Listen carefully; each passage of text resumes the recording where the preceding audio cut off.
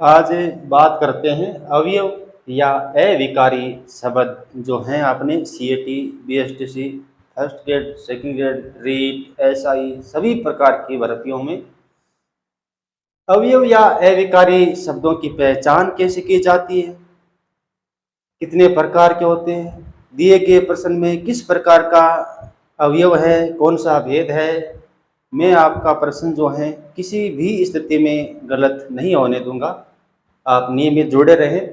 जिन शब्दों पर लिंग, वचन, काल व कारक आदि व्याकरण कोटियों का प्रभाव नहीं पड़ता, कहने का अर्थ है कि आपको जो शब्द दिया जाता है वो उसी रूप में रहेगा, उसका कुछ भी नहीं बदलने वाला है। न तो आप उसको वचन में यानी बहुवचन बना सकते हैं, न उसका जेंडर चेंज कर सकते हैं, न काल चेंज कर सकते हैं, न कारक की स्थिति आती है।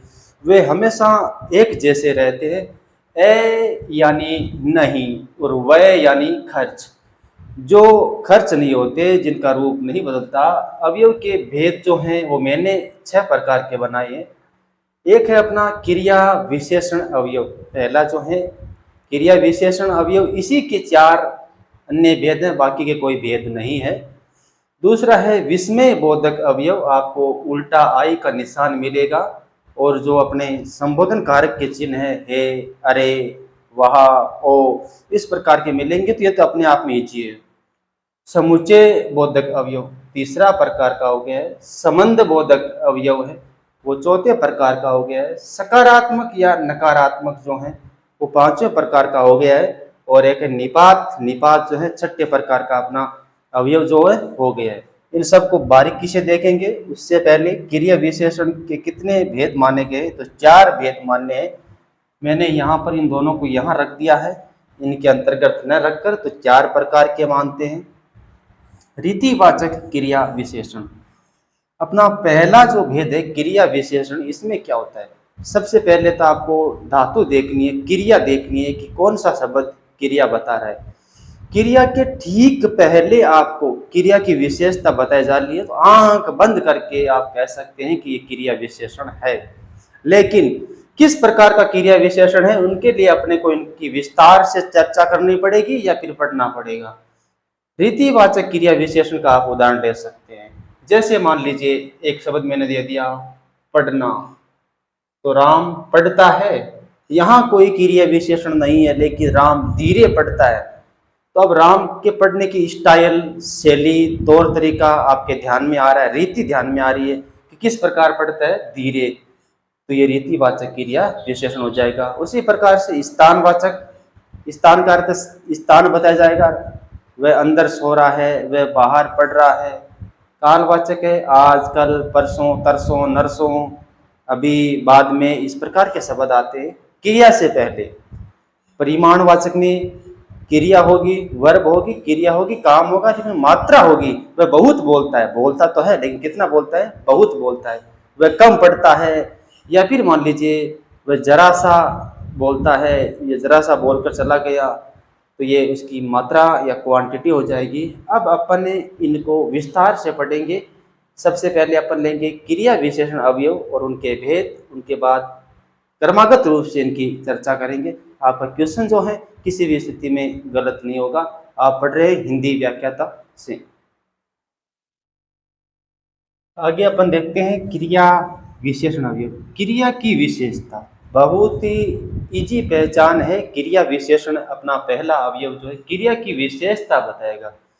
जो विशेष्य की विशेषता तो वो विशेषण, विशेषण की विशेषता तो प्रविशेषण। ठीक उसी प्रकार से जो क्रिया की विशेषता बताता है, क्रिया शब्द से ठीक पहले, बहुत पहले भी नहीं, क्रिया शब्द के बिल्कुल पास में ठीक पहले जो आता है वह क्रिया विशेषण होता है। रीतिवाचक क्रिया विशेषण में क्या होगा, तो अपन देखते हैं। रीतिवाचक क्रिया विशेषण में क्रिया का तरीका,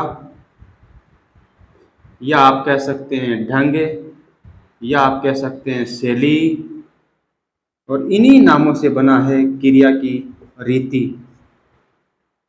रीति शब्द रीत से बना हुआ है कि रघुकुल रीत सदा चली आई, प्राण जाए पर वचन न जाई। तो क्रिया का तरीका जो होता है, कोई काम करने की स्टाइल होती है, शैली होती है।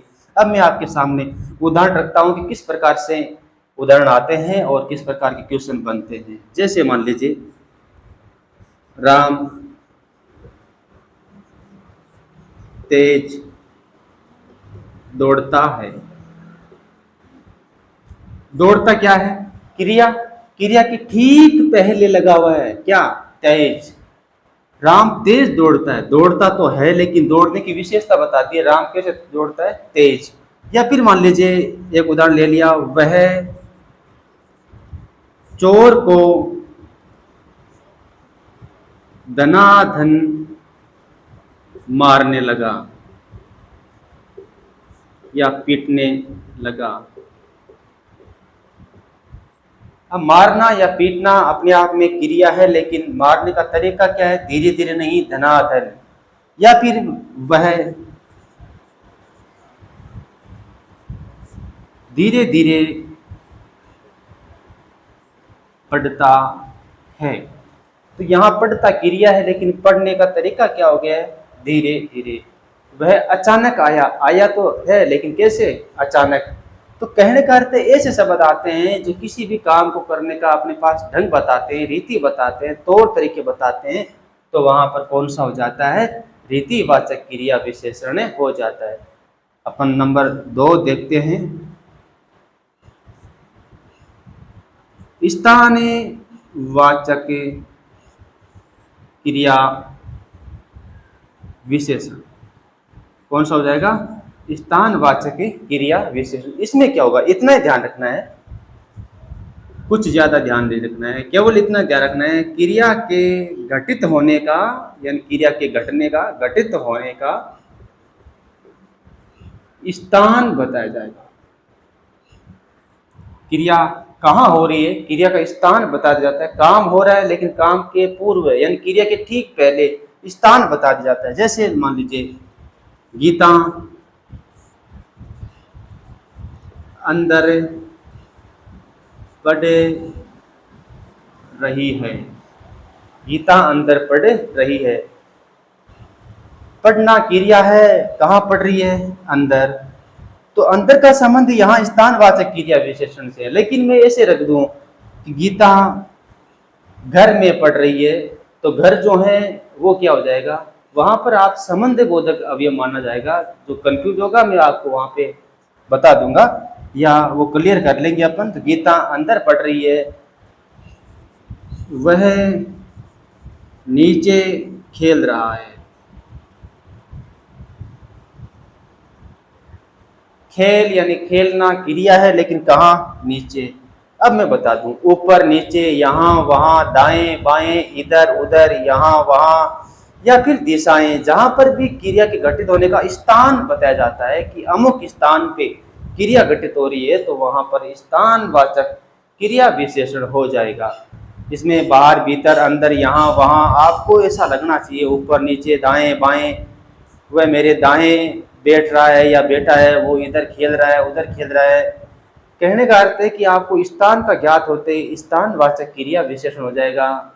कार्य करने का ढंग, तौर तरीका, शैली, वह फटाफट तैयार हो गया। या फिर मान लीजिए फटाफट नालो, नाना क्रिया है लेकिन नाना कैसे है? फटाफट। जल्दी जल्दी चलो, चलना है लेकिन कैसे? जल्दी जल्दी। तो वो रीतिवाचक क्रिया विशेषण हो जाएगा। लेकिन ऐसे आ जाए कि वह कब आएगा? वह जल्दी आएगा। इसका अर्थ है यहाँ पर समय है जो कालवाचक क्रिया विशेषण हो जाएगा, वो अपने को ध्यान रखना है। तो रीतिवाचक और स्थानवाचक के बाद अपन चर्चा करते हैं कालवाचक क्रिया विशेषण की। आगे चर्चा करते हैं कालवाचक क्रिया विशेषण जो है। कालवाचक क्रिया विशेषण क्या होगा? क्रिया के होने का समय बताया जाएगा। समयवाचक शब्द से बना हुआ है कालवाचक क्रिया विशेषण। क्रिया के ठीक पहले आपको समय मिल जाएगा कि अभी, कल, परसों, तरसों, नरसों, सवेरे ही, या फिर मान लीजिए जल्दी, या फिर तुरंत। कहने का अर्थ है ऐसा शब्द क्रिया के ठीक पहले मिले जो आपको बताएं कि वास्तव में टाइम पीरियड को बता रहा है, समय को इंगित कर रहा है, तो वो कालवाचक क्रिया विशेषण में आ जाएगा। जैसे मान लीजिए मोहन अभी गया। गया क्या है? क्रिया है। अरे जाना क्रिया हो गई, गया गया कब है? अभी। ये अभी जो है वही तो क्या है, अपने को टाइम बता रहा है कि अभी गया है। वह कल जाएगा या कल आएगा। फिर मान लीजिए वह कल जाएगा, जाना क्रिया है लेकिन जाएगा कब है? कल। मोहन अभी गया, श्याम परसों पढ़ेगा, लिखेगा, दौड़ेगा, जाएगा, आएगा। ये आना जाना ये बात नहीं है। अर्थात ये शब्द बताए जाते हैं ऐसे जो क्रिया के ठीक पहले क्रिया के घटित होने का समय बता देते हैं, समय को इंगित करते हैं, तो वे क्या हो जाते हैं? कालवाचक क्रिया विशेषण। आज, कल, परसों, उसके बाद तरसों, उसके बाद नरसों, ये अपने पहले दिन तापहले दिन वाले शब्द हैं। आगे चलते हैं, नंबर 4 की बात करते हैं, परिमाणवाचक क्रिया विशेषण। कौन सा हो जाएगा? परिमाणवाचक क्रिया विशेषण। क्या होगा? क्रिया की मात्रा बताई जाएगी। क्रिया की मात्रा, काम तो होगा लेकिन कितनी मात्रा में हो रहा है। जब एक काम के या क्रिया के होने की मात्रा बता दी जाती है कि अमुक मात्रा में काम हो रहा है। जैसे मान लीजिए वह बहुत पढ़ता है। पढ़ता स्वयं में क्रिया है लेकिन कितना पढ़ता है? बहुत। ये हो गई मात्रा। जैसे मान लीजिए वह जरा सा हंसा। हंसना क्रिया है लेकिन कितना सा? जरा सा। या फिर मान लीजिए थोड़ी, कम, ज्यादा, बहुत, अल्प, नगण्य, तुच्छ, इस प्रकार के शब्द आ जाते हैं जो मात्रा बताते हैं और क्रिया के ठीक पहले आते हैं। बहुत सारे उदाहरण हो सकते हैं, आना जाना, पढ़ना, लिखना, चलना, दौड़ना, सोना। वह जरा सा सोता है। या फिर मान लीजिए वह कम खाता है, बहुत खाता है। कहने का अर्थ है जहाँ कम, ज्यादा, बहुत, काफी, या फिर मान लीजिए यथेष्ट, या फिर तुच्छ, इस प्रकार के शब्द आ जाते हैं, तो वहां पर परिमाणवाचक क्रिया होती है। परिमाण का अर्थ है मात्रा, और जो मात्रा को इंगित करें कितनी मात्रा में क्रिया घटित हो रही है, तो वो परिमाणवाचक क्रिया विशेषण हो जाएगा। अब अपन इनको एक व्यवस्थित तरीके से देख लेते हैं, उसके बाद बढ़ते हैं आगे।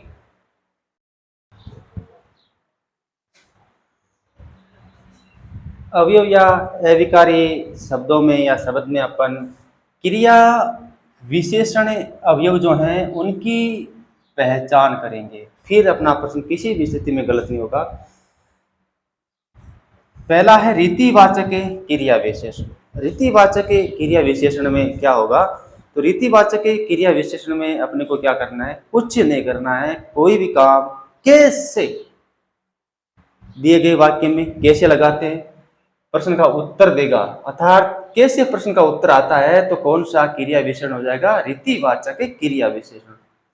उदाहरण ले लेते हैं, पूरा कंप्लीट या क्लियर हो जाए। रीना जोर से पढ़ती है। अपने पढ़ना क्रिया है, इससे ठीक पहले अपन प्रश्न बनाते हैं कि रीना कैसे पढ़ती है। कैसे पढ़ती है? धीरे या जोर से? तो जोर से। उत्तर मिल गया अपने को। अंतिमा धीरे बोलती है। अंतिमा कैसे बोलती है? धीरे। तो तेज, धीरे, या बहुत, कम, ज्यादा, या फिर स्थान, कुछ न कुछ जो प्रश्न आने वाले हैं, तो कहाँ कौन सा क्वेश्चन आएगा? तो कैसे का उत्तर आता है तो रीतिवाचक हो जाएगा। अब देखो, स्थान वाचक क्रिया विशेषण में कहाँ का उत्तर आएगा? दिए गए वाक्य में अपन कहाँ लगाते हैं, प्रश्न का उत्तर देगा। तो स्थानवाचक क्रिया विशेषण जो है वो क्या है कि अपन कहाँ लगाकर प्रश्न करते हैं उसी का उत्तर आएगा। वह बाहर सोता है। सोना, रोना, उठना, बैठना, चलना, दौड़ना, भागना, ये सारी, लिखना, पढ़ना, सारी क्रियाएं, खाना पीना। वह बाहर सोता है। सोता तो है लेकिन कहाँ? बाहर। उत्तर आ गया है कहाँ का, यानी बाहर। श्याम भीतर या अंदर पढ़ रहा है। तो श्याम कहाँ पढ़ रहा है? तो भीतर या अंदर। उत्तर आ गया अपने पास। इसका अर्थ स्थानवाचक क्रिया विशेषण है। आगे चलते, कालवाचक क्रिया विशेषण में क्या होगा? कब ये प्रश्न बनाते हैं उसका उत्तर आएगा। कब का उत्तर देगा, वो कालवाचक क्रिया विशेषण होगा। वह सवेरे अभी सुबह गया, मैंने ऑब्लिक में रखे हैं, अपन कोई सा भी शब्द रखेंगे उत्तर आना चाहिए। वह सवेरे अभी या सुबह गया, तो वह कब गया समय बताया गया है, तो वह सवेरे गया, वह अभी गया, या वह सुबह गया, या फिर वह जल्दी गया। जल्दी जल्दी में अलग विशेषण हो जाएगा, तो यह हो जाएगा। परिमाणवाचक क्रिया विशेषण में क्या होगा, कितना, मात्रा बताएगा। कोई भी काम हुआ है तो कितना हुआ है। वह बहुत बोलता है, बोलता तो है लेकिन कितना बहुत है। तो कहने का अर्थ है कितना का जो उत्तर आने वाला है वो अपना परिमाणवाचक विशेषण में आने वाला है। वह बहुत बोलता है, बोलता तो है लेकिन कितना बहुत है। और वैसे भी बहुत बोलता है उसको क्या कहते हैं, वन वर्ड के लिए वाचाल, वाक्यांश के लिए एक शब्द आता है। तो बहुत बोलने वाले को आप लोग क्या कहते हैं, वाचाल। जिसके माता पिता नहीं है उसे अनाथ कहते हैं, वैसे ही बहुत बोलने वाले को वाचाल कह सकते हैं। तो कितना बहुत उत्तर आ गया। रीना जरा सा खाती है, मात्रा बता दी जरा सा, तो रीना कितना खाती है, उत्तर आ गया जरा सा। तो ये क्रिया विशेषण के चार जो उपभेद थे उनको पहचानने का तरीका था। अब अपना प्रश्न किसी भी स्थिति में गलत नहीं होना चाहिए। आगे अपने अन्य प्रकार के जो अवयव हैं या अविकारी शब्द है उनकी चर्चा करते हैं। विस्मय बोधक अवयव। आगे क्रिया विशेषण अवयव और उनके चार भेद पढ़ने के बाद अपन देखते हैं विस्मय बोधक अवयव जो हैं, जिन्हें अवयव शब्दों से हर्ष, गलानी, शोक, विस्मय का अर्थ है आश्चर्य और तिरस्कार का भाव आए, ऐसे वाक्य में विस्मय बोधक अवयव माना जाएगा। पहचान बता दी है मैंने, बहुत महत्वपूर्ण है।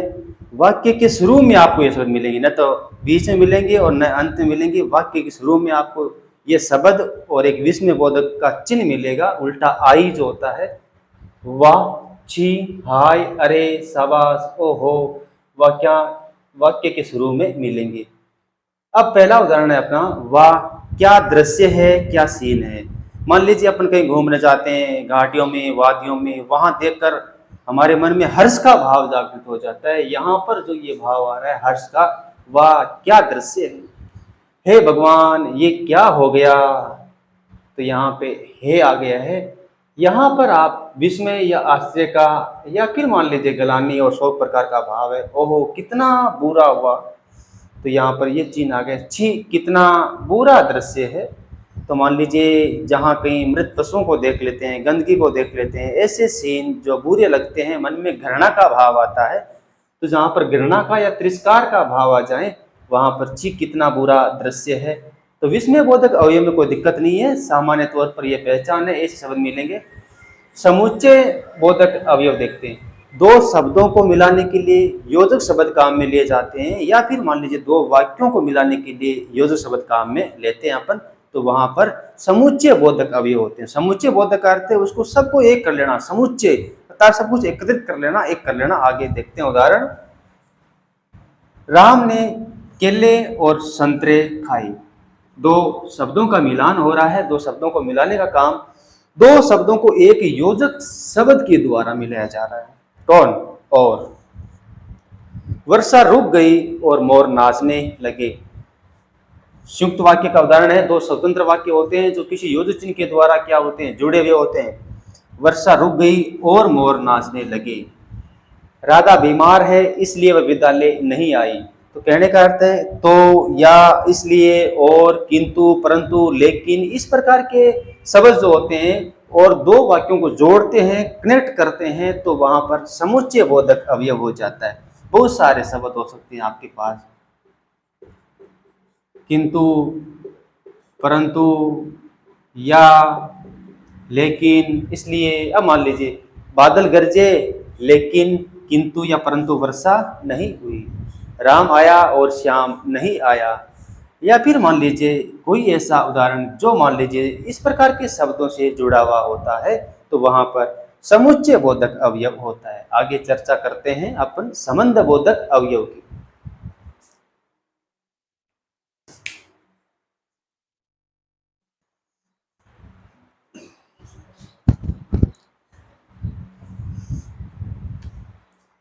आगे देखते हैं चौथा, संबंध बोधक अवयव जो संज्ञा सर्वनाम की क्रिया के साथ संबंध बताता है।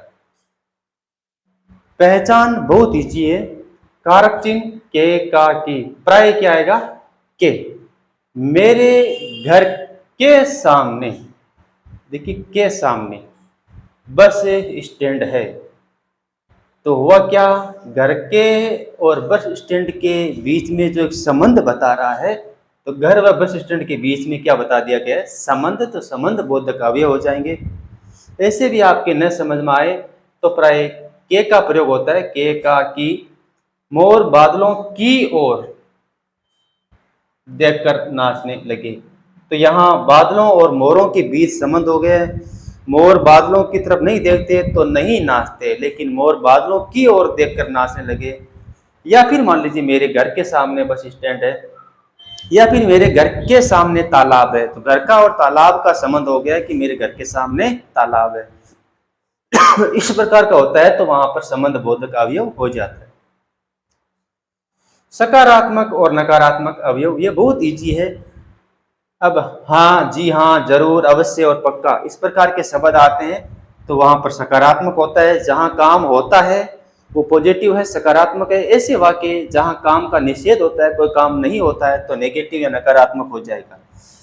मैं अवश्य आऊंगा, मैं जरूर आऊंगा, हाँ जी बिल्कुल आऊंगा, पक्का आऊंगा, इस प्रकार के आते हैं तो सकारात्मक जो है अपना अवयव हो जाएगा। मैं तो नहीं आऊंगा, मैं नहीं आऊंगा, ना, मत।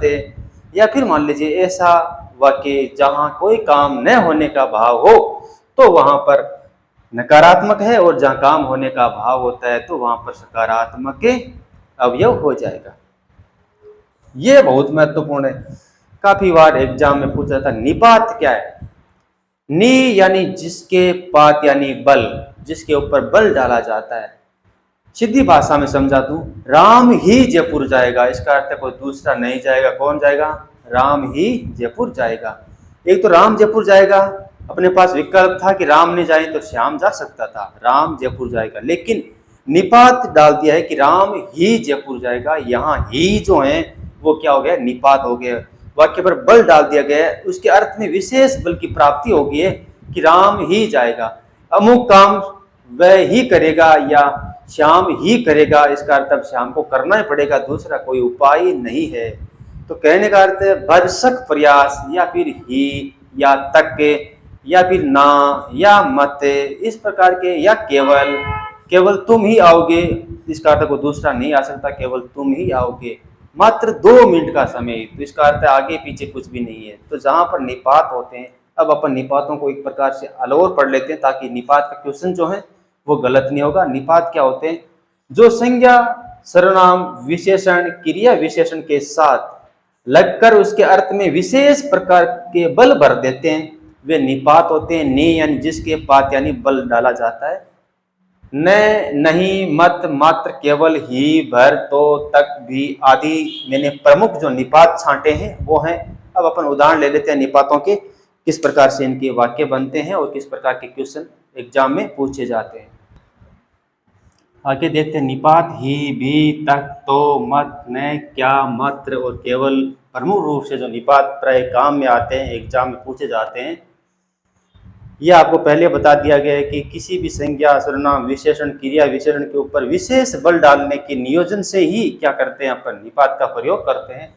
कमल फुटबॉल ही खेलता है, ये बल डाला गया है, कमल फुटबॉल खेलता है, तो कोई दिक्कत नहीं, कमल फुटबॉल ही खेलता है, इसका अर्थ है वो फुटबॉल ही खेलता है, वाक्य पर जोर डाला गया है। मनीषा पटना भी जाएगी, इसका अर्थ है पटना तो पक्की जाएगी। तुम आए तक नहीं, तुम नहीं आए वो बात अलग थी, आए तक नहीं कि तुम आए भी नहीं, यहाँ जोर डाला गया है कि नहीं आने के ऊपर। उसने फोन तक नहीं किया, फोन नहीं किया लेकिन फोन तक नहीं किया, अरे मुझे जाने तो दो। फिर देखते हैं क्या होता है, तो आगे है तुम ये कार्य करोगे न, तुम बिल्कुल ये काम करोगे ना, या न अर्थात काम करोगे, तुम ये कार्य करोगे न, यहाँ न के माध्यम से बल डाला गया है। तो फिर मैं करूं क्या, एक तो ये वाक्य, तो फिर मैं करूं क्या, या फिर तो फिर मैं क्या करूं, तब बात अलग थी, लेकिन तो फिर मैं करूं क्या, इसका अर्थ है दूसरा काम क्या हो सकता है मेरे से, मैं क्या करूं। तो यहाँ जो करूं क्या, क्या जो है इसके माध्यम से बल डाला गया है। मैं बिहारी को जानता भर हूँ, यानी केवल सामान्य जानता हूँ। मुट्ठी भर अनाज या दाने, मेरे पास मात्र 100 रुपए। इसका अर्थ जोर डाला गया है कि मेरे पास मात्र 100 रुपए हैं। 100 रुपए के अलावा एक फुट्टी कोडी भी नहीं है। इसका अर्थ है मात्र या केवल शब्द आ जाता है। मात्र आ जाए या केवल आ जाए, दोनों पर्याय हैं शब्द। तो इस प्रकार क्या होता है, निपात का प्रयोग होता है। बात समझ में आ गई होगी आपके, निपात क्या है। तो अपने छठा जो अवयव है अविकार्य शब्द है निपात। तो ये थे अपने अवयव। संबंध बोधक और क्रिया विशेषण में जो अंतर हैं, दोनों में फर्क है। क्वेश्चन गलत होने की जो संभावनाएं है, अपन कंफ्यूज हो जाते हैं कि क्या इस वाक्य में संबंध बोधक अवयव माने या फिर क्रिया विशेषण अवयव माने। तो उसका समाधान कर लेते हैं। क्रिया विशेषण अवयव क्रिया से पहले आते हैं, क्रिया की विशेषता बताते हैं, वही क्रिया विशेषण होते हैं। नंबर 2, बिंदु नंबर, संबंध बोधक अवयव संज्ञा सर्वनाम के बाद आते हैं। अब देखते हैं उदाहरण, सारी जो शंकाएं हैं वो दूर हो जाएगी। गीता अंदर सो रही है। सोना क्रिया है, क्रिया कहाँ घटित हो रही है, स्थान बता दिया गया अंदर, तो स्थानवाचक क्रिया विशेषण हो गया। आपके ध्यान में आ रहा होगा। घर के अंदर रीना सो रही है, क्रिया है सो रही। सो रही क्रिया से पहले स्थान नहीं बताया गया है, अर्थात सो रही क्रिया है, क्रिया के पहले यदि अंदर आता तो फिर क्रिया विशेषण होता। लेकिन घर क्या है, संज्ञा। घर क्या है, संज्ञा। और संज्ञा के बाद देख लीजिए ये आया है के अंदर, पूरा जो है के अंदर। ये जो है अपना संबंध बोधक अवयव है। तो संज्ञा सर्वनाम के बाद आते हैं कौन, संबंध बोधक अवयव संज्ञा या सर्वनाम के बाद आते हैं। अपनी संज्ञा है घर और उसके बाद आया है। मंजू मधुर गाती है, गाती या गाना क्रिया है, कैसा गाती है, मधुर। रीतिवाचक क्रिया विशेषण हो गया। मंजू संजू से मधुर गाती है, अर्थात दोनों में संबंध हो गया, कौन किससे मधुर गा रहा है। तो इस प्रकार से मोहन पहले खाएगा, खाना क्रिया है पहले, अर्थात क्या बता दिया गया है, टाइम पीरियड बता दिया गया है कि मोहन पहले खाएगा। लेकिन अर्जुन से पहले मोहन खाएगा। अब मोहन खाएगा, खाने से पहले मोहन का नाम आया, संज्ञा का नाम है। अर्जुन पहले खाएगा, अर्जुन संज्ञा पहले आई है, फिर पहले बाद में आया है। अर्जुन संज्ञा है, जैसे मैं लिख देता हूं आपको, अर्जुन पहले खाएगा। खाएगा क्या है, क्रिया। कब खाएगा, पहले, समय बता दिया गया है। लेकिन पहले अर्जुन खाएगा, ये वाक्य दूसरा हो गया है। पहले अर्जुन खाएगा, तो खाना क्रिया है, ठीक। यहाँ पे कोई अवयव शब्द नहीं आया है, पहले और अर्जुन, अर्थात इस प्रकार से आ जाता है। तो फिर क्या हो जाएगा, जैसे मान लीजिए मोहन से पहले अर्जुन खाएगा, तो यह हो गया क्रिया विशेषण और संबंध बोधक अवयव के अंतर्गत जो भेद या अंतर आने वाला है वो